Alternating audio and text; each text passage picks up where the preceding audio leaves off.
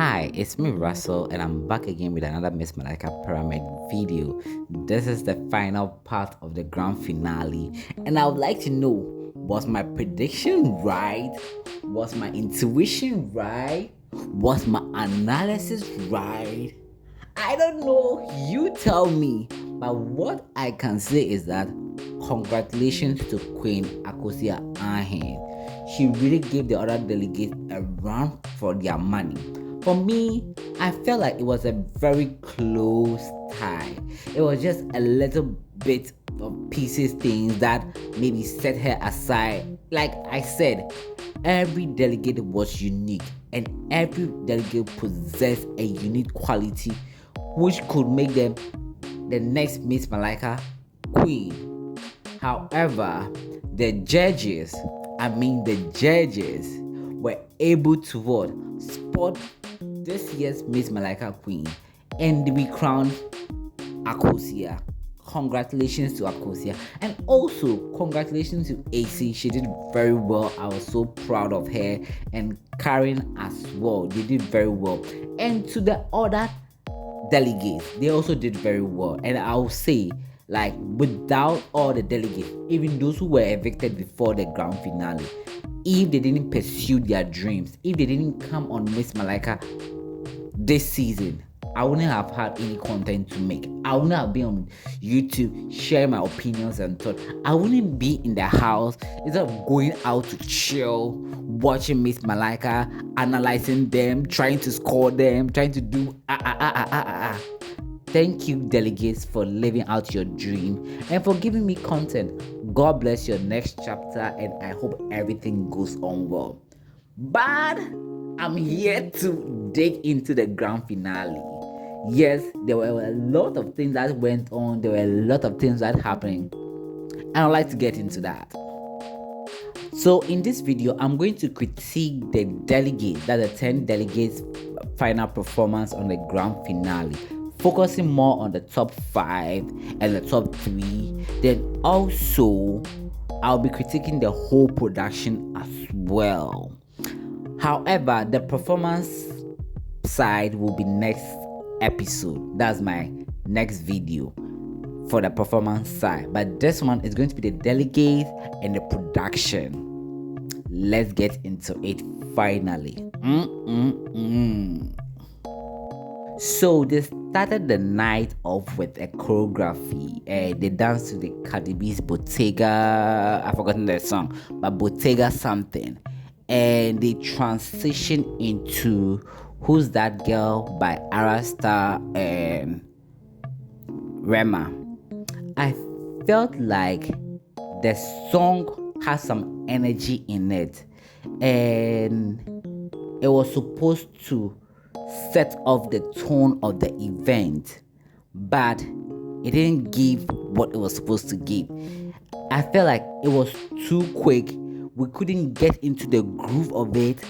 Then they quickly transition into the Who's That Girl, and even that transition, it wasn't too smooth, and the delegates' performance were kind of awkward during the transition. You could tell that they didn't know what to do next. They didn't know who is standing here. They were hyper aware of themselves instead of them to enjoy the opening, because the opening act is meant for them to enjoy. It's meant for them to release tension, and you could tell that they were still tense by the opening act. That's the Bottega side, and their move was, you could tell that they were tense, and it maybe felt a little bit awkward. But I would say shout outs to Esther Doe for this iconic pose that she gave. Like, I was like, okay, I'm ready for you. I want to see what you are coming up with. But I'll get into it later. This was what I was looking out for. Strike a pose, looking fierce, giving us attitude. And I feel like most of the delegates were a little bit lost. I feel like they were hyper aware of themselves and they were a bit tense. You could tell. And also, they didn't really groove into the song. I think it was like like 30 seconds or something. It wasn't up to 3 minutes.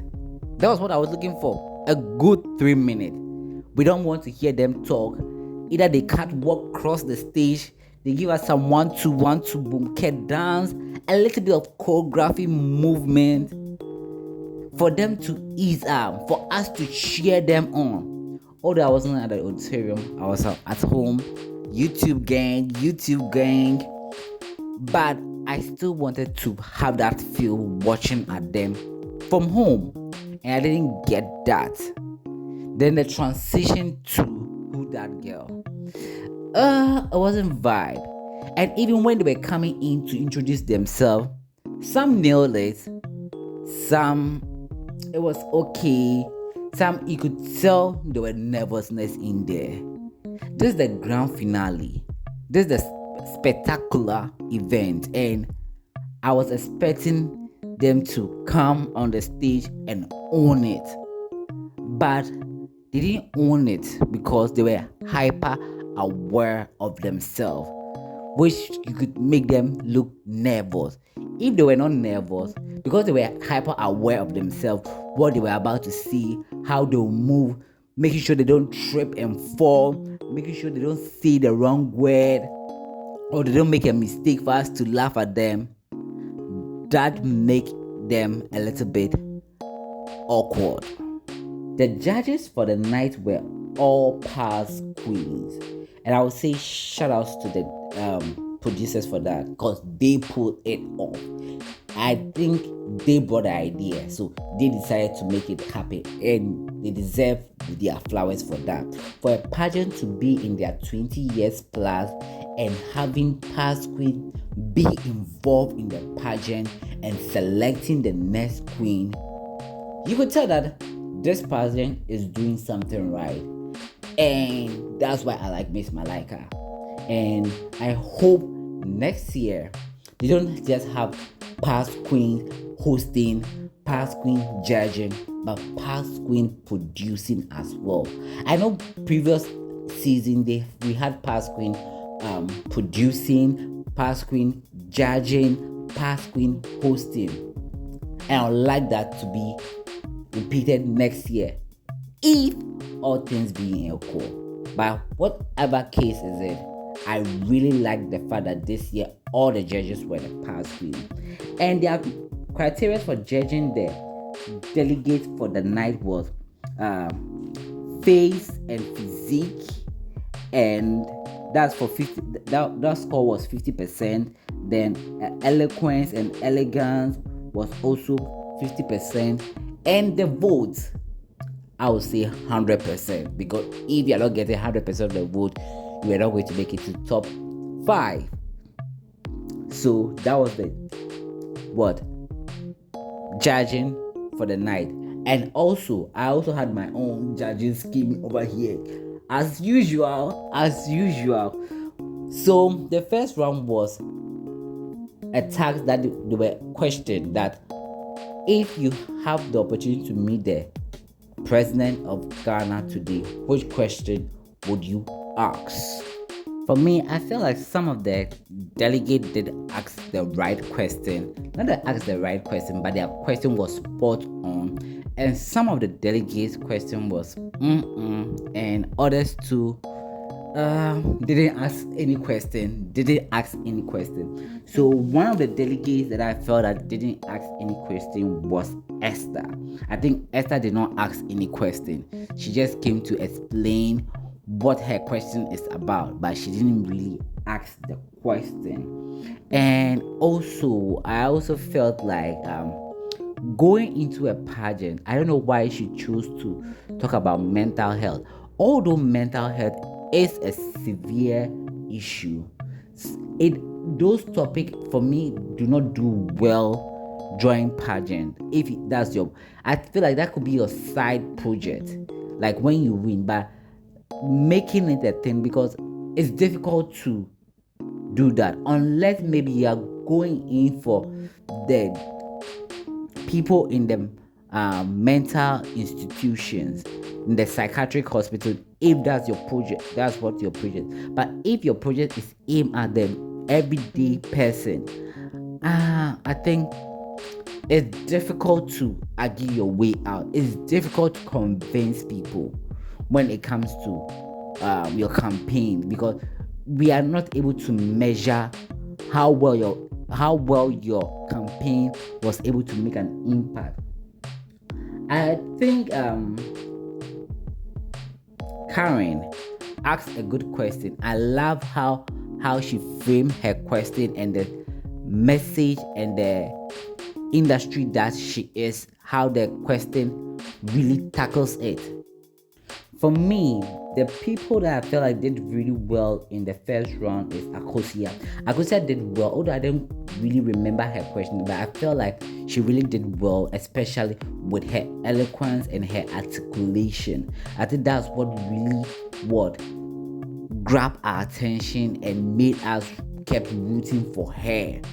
And also, I think Karen also did well. AC also did very well with her question as well, and it was touching on something that I feel like it was a really relevant question. I think she's one of the delegates who had a relevant question and a message on the night.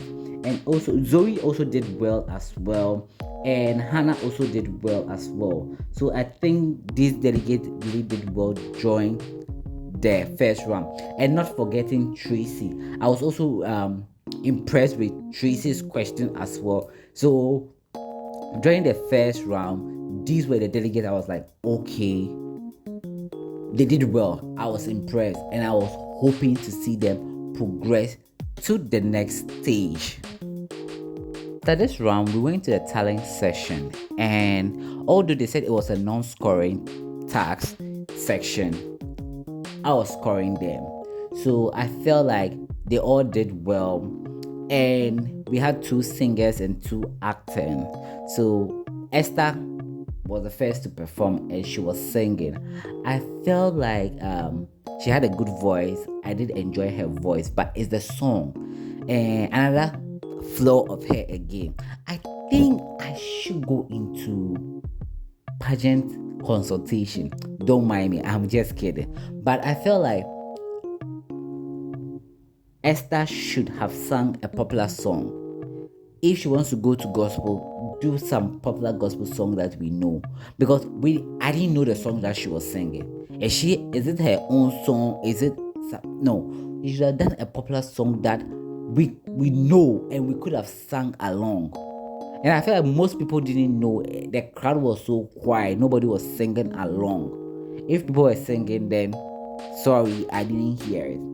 And also, the next performance was Zoe, which I loved the performance, but I felt like the male actor was a little bit exaggerating, and I feel like she should have kept it a little bit PG. But her performance was very good. I like it, and I liked the topic that she treated as well. The next performance was AC, and I feel like I love AC, and she sang a popular song that we all know. So for me, I was singing along, and I wasn't paying attention, but I was paying attention, because when it got to the red part where she was saying hello, she struggled a bit and she started laughing. That's one thing about AC that I like. Like when she makes a mistake, she keeps going and she gives you a smile, and you notice the mistake, and she makes you feel comfortable that okay, that was a mistake, but I'm gonna still keep going, and let's keep it going, and it's fun and lovely to watch it. And the last performance was with Akosia, which for me, I feel like well deserved. Miss Talent. Her performance was definitely Miss Talent worthy. I really enjoyed the performance and everything. I don't know. I think I was expecting something like the ending. I feel like the ending felt like we needed more. Yeah, so it made me feel something that I was like, oh, is she done? No, she can't be done right now. Like I was expecting more, and she kept me hanging in there because I didn't get the conclusion of her performance. After the talent show, we went to the top 5, And with the top 5, we have Hannah being the delegate with the highest vote. And we have Esther in the top 5. We have Karen, we have AC, then we have Akosia. Which for me, I feel like, yeah, they were well deserved. I know a lot of people were like, why is Esther in top 5? For me, I felt like she was in top 5 because she had the physique, she had the face, and she had the grace. And she has the eloquence as well. Although she wasn't hitting on the right marks, she has them. So she deserves to be in the top 5. So for me, all the delegates who made to the top 5 really deserve it.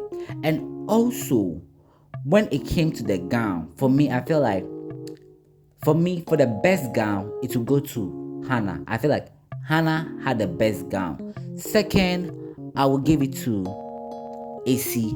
Third, it will be between Esther and Karen. I wasn't too much fan of Akosia's gown. I think maybe the sleeves, that was what was put, the sleeves and the down part, that was what was kicking me off.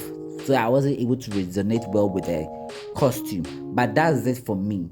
I feel like she could have gotten rid of the sleeves so that we see something more cool. But I guess she wants to go something dramatic.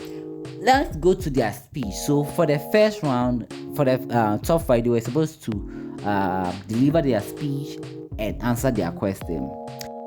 For me, I feel like Esther's presentation was a bit shaky. You could tell she was nervous because I've seen her throughout the season, so I know how her delivery is. So I feel like she was a bit nervous, and I don't know why, because like I said, during her opening performance, she was giving me confidence and all, but when it came to the presentation, she was a bit shaky. And when it came to asking the question, she was a bit shaky as well.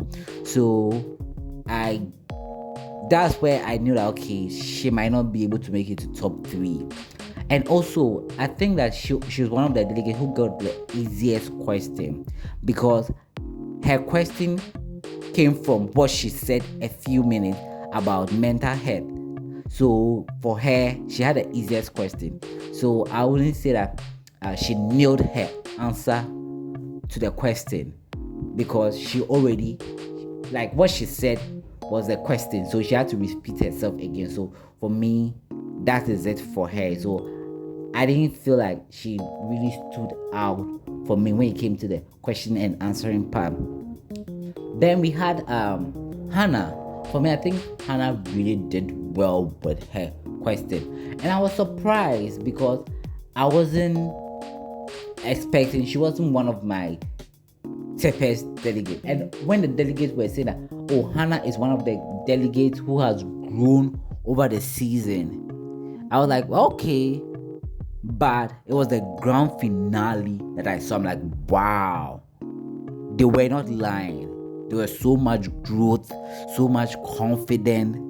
Like, I really enjoy listening to her. And she was talking about domestic violence. That was a relevant question as well. I'm like, I won't be mad if I see her in top 3. I was like, wait, so who is going to be in top 3? I was so shaking. I was like, who is going to be in top 3? Who is going to be in top 3? But Hannah did well that night, and she deserved it. Also, the next person was Karen. I feel Karen's speech was beautiful. I also love how he answered her question. I feel like she was the only delegate that answered her question rightly, to my satisfaction, and she scored the highest per the question and answer. Her delivery of her speech was also good, but like I said, I've been saying, she has a calm voice, so sometimes it becomes a bit boring. But her speech was good, it was well delivered, and she's hit on everything. The next delegate is AC. AC's speech was so splendid. I really loved her speech, and also I love her question and answer. But I felt like she caught herself, like she read that, oh, she kept talking, so it felt like she was rambling. So that's where she was like, oh my god, I'm rambling. And you can tell when she makes a mistake, but her speech was flawless. I think for me, I would say that she had the best speech delivery. Also, when it came to Akosia, I feel like Akosia's speech was in a narrative form, which I like, but for me, it didn't really stood out for me. What really stood out for me with her speech was her tone, her delivery, and her eloquence, and how well she's able to articulate. And because of that, you fall in love with her. Sometimes you forget what she's even saying. She'll be like, wow, she talks so beautifully. And the way she's able to talk so beautifully, that was what I believe scored her a lot of marks. And I also know that, okay, she might put on an act, because when it came to her question, she fumbled a bit. And for me, I felt like she didn't give the best answer. She wasn't one of the strongest person to give an answer for the night. But at the end of the day, when you add everything, I think her marks will definitely overscore, because on my sheet from the house, she was the one leading. She was the one leading from the house. She was the one leading, although there were a little bit this and this and this. But at the end of the day, when you calculate everything, her scores were leading. And because she has a good public speaking skills, that also makes her likable, and people keep rooting for her, because her public speaking skills, she nailed it. And for me, I think that was the advantage she had over all the other delegates. Her public speaking skills, that was what won her the crown. And also she excelled in every segment as well. Although she may not be the top person, if she's not the top person, then she's the second person or the third person, and which works in favor of her. At the end of the day, Karen came in third place, that's the second runner-up. AC came in first place, that's the second runner-up, and Akosia came in as the winner. Miss Malaika Ghana season 2025. Congratulations, well deserved. She put in the work and she won it. I'm so happy for her, and I'm hoping to see what her reign is like. I know it's going to be splendid. I know she's going to do a lot of work, and I know she's going to do a lot of great stuff. But I'm wishing her all the best. Now let's get into the production.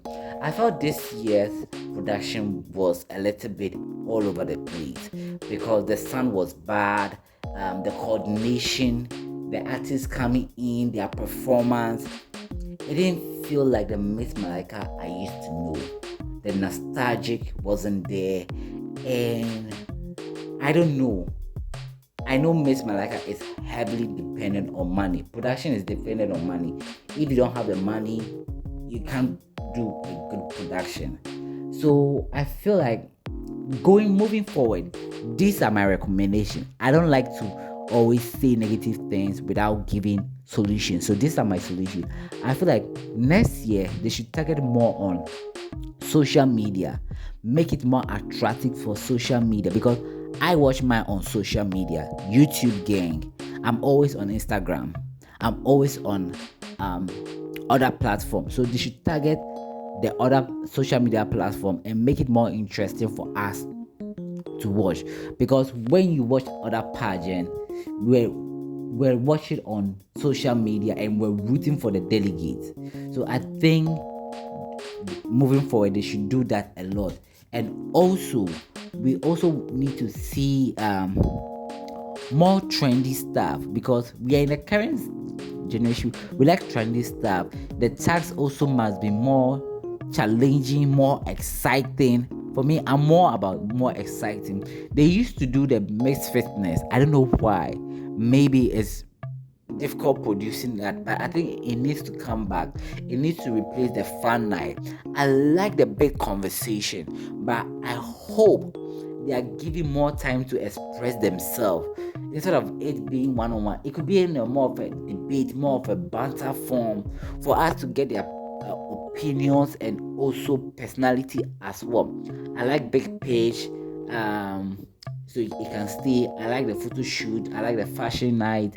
I like the culture night as well, and know your delegate as well. I think those are cool, but we should bring back the fitness so that we see the competitive spirit in them, and also bring in something trendy. I don't want to wait till fashion night to see them catwalk. I don't want to wait till grand finale seeing them catwalk. And even if it's going to be a fashion night, we would like to see more of the catwalk so that we get to feel the other side. Sometimes these little things overshadow it. And they should also bring back the Instagram lives where the delegates go. Like now we have TikTok, we have YouTube, you have multiple platforms you could go live. They should also bring that as well, because that also helps us to get to know the delegates as well. Producing a show like Miss Malaika is not easy. Getting people to come on board as sponsors is not easy. So I definitely feel that producers and directors struggle. But I also know that they are intelligent, they are talented, and they can do marvelous things. So I'm not just going to limit them to, okay, you guys did a good work, but I'm also going to push them to bring out the best in them, because I know they have some great things that they can do. So I'm hoping next year they get a sponsorship. Next year they get a lot of room to take a lot of creative decision, and also do take bold steps to bring out good things for us to enjoy. And before I go, I would like to tackle this. I have been saying that delegates who come from Target Queen mostly win Miss Malaika, and it seems that it's coming through. And I've seen some of the past delegates who are not able to progress to the next stage, calling them out that, oh, it's favoritism, it's a scam, it's a this. Oh, child, please, I feel like we should all get to know this. Every pageant scouts their delegates, and once you scout and you come in there, you have to play by the rules. And if you're able to play by the rules, you win a crown. And also, this is a brand. They can't just hand over their crown like that. So definitely, they are going to pick people they know. Okay, this person, we've done background checks of the person, and we know this person, if the person wins the crown, it's going to bring more visibility. It's going to be well marketable to the brand, and also bring in more sponsors. So if you're going in next year, think about your vote. Think about what you'll be able to bring to the pageant.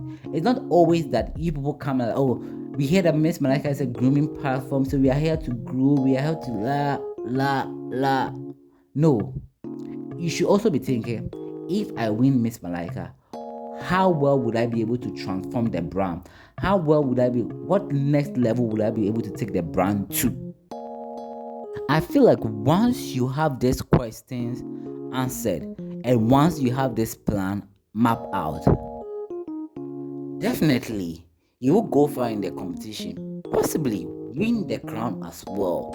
So we all have our homework to do, and I'm hoping next season we have an exciting season, and I'm wishing Queen all the best. So much for watching my series on the Miss Malaika Pyramid for this season. I really appreciate it. There are so many content out there, but you chose to watch mine. I am really appreciative of your effort, for your watching and everything. See you next season. No, see you in my next video, which will be coming up soon on their performance, and also other exciting content I have planned out. I'm trying to be in my consistency bag and discipline bag. Anyway, let me leave it for here. This is a very long video. Thank you so much for watching. See you in the next one. It's bye bye.